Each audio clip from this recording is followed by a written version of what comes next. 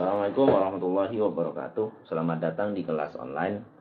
Pada video kali ini kita akan belajar tentang algoritma menggunakan Flowgorithm.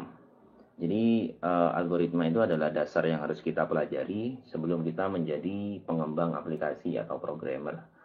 Kemudian untuk memudahkan dalam belajar algoritma itu kita bisa menggunakan aplikasi yang namanya Flowgorithm. Oke, tapi di sini kita tidak akan bahas tentang Flowgorithm-nya dulu. Di sini di video ini kita akan bahas tentang dasar-dasar algoritmanya dulu. Oke. Langsung saja.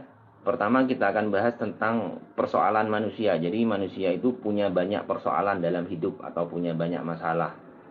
Persoalan itu adalah sesuatu yang harus kita selesaikan atau kita cari solusinya atau kita cari jawabannya. Contoh persoalan yang ada di hidup manusia seperti kita harus mencatat data transaksi penjualan, merekap data simpan pinjam, kemudian menghitung jumlah rata-rata nilai mahasiswa, dan lain-lain. Kalau persoalannya kecil, contoh kalau data yang direkap itu ya sedikit, kemudian yang harus kita hitung rata-ratanya mahasiswanya jumlahnya tidak banyak, mungkin kita bisa menyelesaikannya sendiri. Tapi bagaimana kalau persoalannya besar, datanya banyak, jumlahnya ribuan, ratusan, jutaan? Ya kita butuh bantuan komputer atau mesin. Tapi masalahnya adalah bagaimana komputer atau mesin ini tahu bagaimana cara menyelesaikan persoalan atau masalah kita. Kita tahu komputer itu kan sebenarnya adalah benda mati ya. Jadi komputer hanya akan melakukan segala sesuatu yang kita perintah.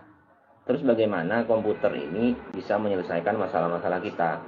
Jadi yang perlu kita lakukan adalah kita menulis prosedur yang berisi langkah-langkah yang harus dilakukan oleh komputer atau mesin untuk menyelesaikan masalah-masalah kita.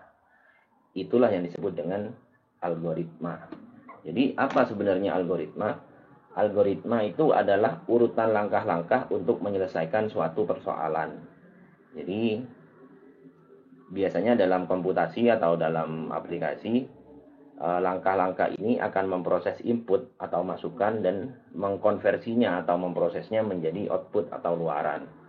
Jadi contoh, kalau kita mau menggunakan kalkulator untuk menjumlahkan dua bilangan. Biasanya pertama kita kan menginput dua bilangan yang mau kita jumlahkan. Jadi contohnya 10 ditambah 20. Jadi 10 dan 20 ini disebut dengan input. Kemudian setelah kita tekan sama dengan input ini akan diproses dan hasilnya adalah 30, dan 30 ini akan ditampilkan oleh kalkulator tersebut, dan angka 30 ini yang disebut dengan output atau luaran. Jadi sebenarnya algoritma itu adalah segala sesuatu yang berisi langkah-langkah untuk menyelesaikan masalah atau persoalan. Contoh, resep membuat makanan, cara merakit mainan, dan lain-lain. Oke, di sini saya punya sebuah contoh persoalan. Jadi kita punya gelas A dan gelas B, kemudian gelas A ini isinya teh dan B isinya kopi. Bagaimana cara menukar isi masing-masing gelas sehingga teh ada di B dan kopi ada di A. Jadi kalau langkah-langkah untuk menyelesaikan masalah ini saya tulis dalam bentuk algoritma, jawabannya seperti ini. Jadi kita perlu gelas tambahan yaitu gelas C. Kemudian yang dari gelas A kita tuang ke gelas C. Kemudian gelas B kita tuang ke gelas A. Dan yang terakhir adalah gelas C kita tuang ke gelas B. Jadi langkah-langkah ini yang disebut dengan algoritma. Selanjutnya masalah yang kedua.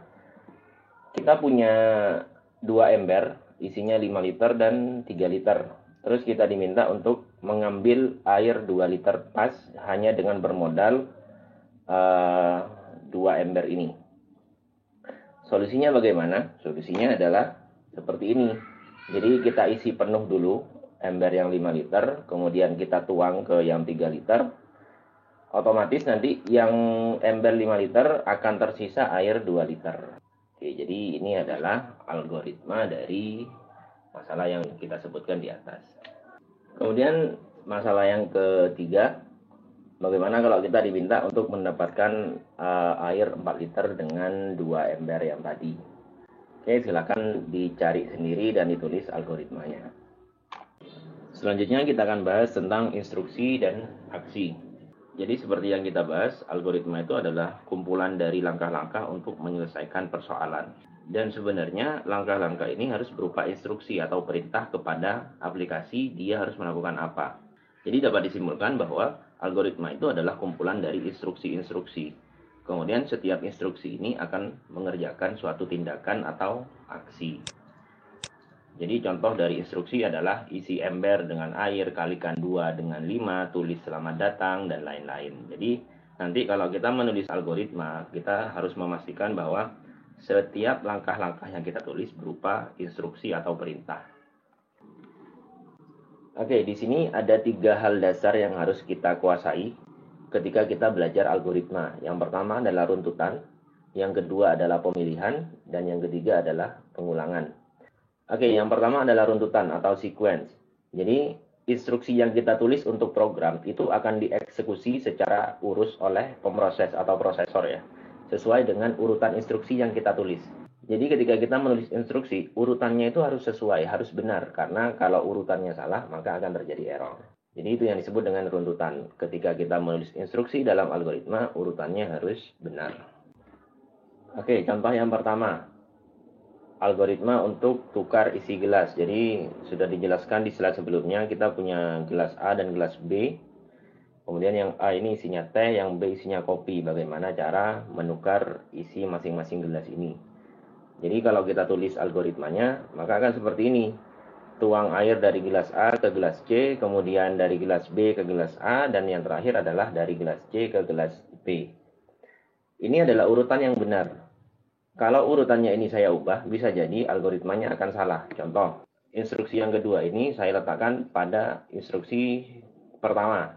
Jadi yang pertama dilakukan adalah tuang air dari gelas B ke gelas A. Padahal gelas B dan gelas A masih sama-sama ada isinya.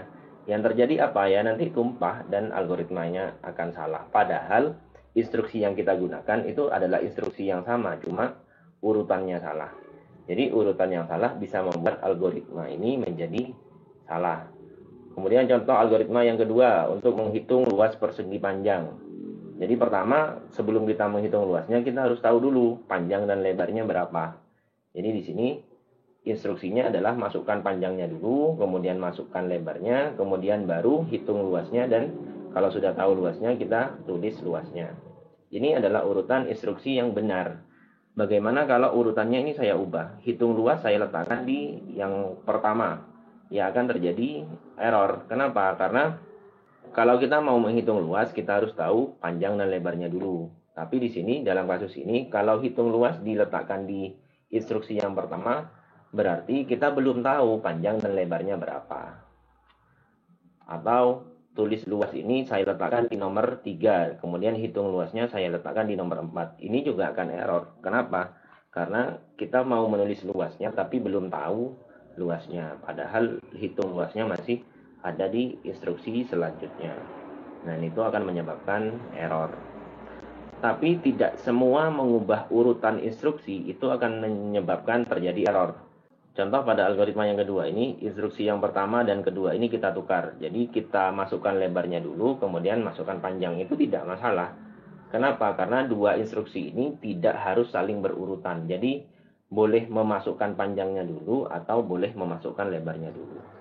Jadi intinya adalah kalau kita menulis instruksi-instruksi dalam algoritma, urutannya harus benar. Tapi bisa jadi urutan yang berbeda, algoritmanya bisa sama-sama benar. Selanjutnya adalah pemilihan atau selection, atau dalam bahasa pemrograman biasanya disebut dengan percabangan. Jadi di sini tidak semua instruksi itu akan dieksekusi. Ada beberapa instruksi yang hanya akan dieksekusi ketika memenuhi syarat-syarat tertentu. Jadi ketika memenuhi syarat baru instruksi tersebut akan dieksekusi. Contohnya, jika lampu merah maka kendaraan berhenti. Jadi di sini kendaraan berhenti itu adalah instruksi dan hanya akan dieksekusi ketika kondisi lampu sedang merah. Atau contoh yang kedua adalah jika air mendidih maka matikan kompor. Matikan kompor ini adalah instruksi, tapi instruksi ini hanya akan dieksekusi ketika air sudah mendidih. Jadi ketika air tidak pernah mendidih, maka instruksi matikan kompor itu tidak akan pernah dieksekusi. Di program itu juga akan seperti itu nanti. Jika datanya sudah valid, kemudian jika nilai ini lebih besar dari nilai yang lain, kemudian jika nilainya adalah nilai bilangan positif dan lain-lain, itu akan ada percabangan nanti. Maksudnya, jika kondisi tersebut benar, maka instruksi yang mana yang akan dieksekusi. Tapi jika kondisi itu bernilai salah, maka instruksi yang mana yang akan dieksekusi. Jadi seperti itu adalah pemilihan atau percabangan. Kemudian yang selanjutnya adalah pengulangan atau repetition. Pengulangan adalah instruksi yang dapat mengulang instruksi-instruksi yang lain dengan persyaratan yang akan ditetapkan. Contoh, cetak suatu kalimat sebanyak 100 kali. Jadi sebanyak 100 kali ini sebuah perulangan yang digunakan untuk mengulang instruksi cetak suatu kalimat. Atau contoh yang lain, aduk mie sampai matang. Sampai matang ini sebenarnya adalah perulangan yang digunakan untuk mengulang instruksi aduk mie. Jadi seperti ini adalah contoh perulangan. Dalam perulangan itu ada 3 struktur. Yang pertama adalah kondisi perulangan. Ini yang menentukan kapan perulangan itu akan terjadi. Kemudian badan perulangan ini berisi deretan instruksi yang akan diulang pelaksanaannya. Kemudian yang ketiga adalah pencacah atau counter perulangan. Jadi kalau dalam perulangan itu kita harus punya penghitung perulangan agar kita tahu bahwa sekarang kita berada di perulangan yang keberapa. Nanti kalau sudah melewati batas, program tahu bahwa perulangan ini harus berhenti. Dan yang digunakan untuk menghitung itu disebut dengan pencacah atau counter perulangan. Kemudian konstruksi dasar perulangan itu ada 3, ada for next, while do, dan repeat until. Untuk for next biasanya di sini kita menggunakan perulangan yang sudah jelas kita mau melakukan perulangan berapa kali. Contoh kita mau melakukan perulangan dari 1 sampai 4, berarti kita akan melakukan perulangan 4 kali. Atau kita akan melakukan perulangan dari 1 sampai 10, berarti kita akan melakukan perulangan 10 kali. Itu adalah contoh dari for next. Kemudian while do. While do adalah perulangan yang akan dilakukan selama kondisi bernilai true atau benar. Jadi selama nilainya masih true atau kondisinya masih benar, maka perulangan itu akan terus terjadi dan akan berhenti ketika kondisi sudah bernilai salah atau false. Kemudian repeat until. Repeat until itu sebenarnya sama dengan while do, cuma perbedaannya adalah letak pengecekan kondisi. Jadi kalau while do itu kita ngecek dulu, baru melakukan instruksi. Kalau repeat until, kita melakukan instruksi dulu, baru dicek. Contohnya seperti ini. Kalau while do itu, contoh instruksinya, ketika mie belum matang, aduk mie. Jadi di sini kita ngecek dulu apakah mie sudah matang apa belum. Kalau belum, maka kita lakukan instruksi aduk mie. Setelah diaduk, itu kita ngecek lagi apakah mie sudah matang. Kalau belum, aduk lagi. Jadi terus seperti itu kalau while do. Tapi intinya adalah kita ngecek dulu matang atau belum. Kalau belum, maka aduk. Terus seperti itu. Tapi kalau repeat until, instruksinya contohnya seperti ini. Aduk mie sampai matang. Jadi kita aduk dulu, baru dicek sudah matang belum. Kalau belum, kita aduk lagi. Terus seperti itu. Bedanya apa sih dengan seperti itu? Jadi bedanya adalah kalau while do ada kemungkinan perulangan itu tidak akan terjadi sama sekali. Kenapa? Karena dicek dulu sudah. Kalau ternyata tidak memenuhi syarat, berarti instruksi dalam perulangan itu tidak akan pernah dieksekusi. Tapi kalau repeat until, karena kita melaksanakan instruksinya dulu, baru dicek, maka pada repeat until minimal ada 1 perulangan yang terjadi. Jadi seperti itu bedanya. Oke, mungkin itu saja pengantar tentang algoritma. Pada video selanjutnya kita akan belajar tentang flogoritma. Oke, terima kasih. Semoga bermanfaat. Assalamualaikum warahmatullahi wabarakatuh.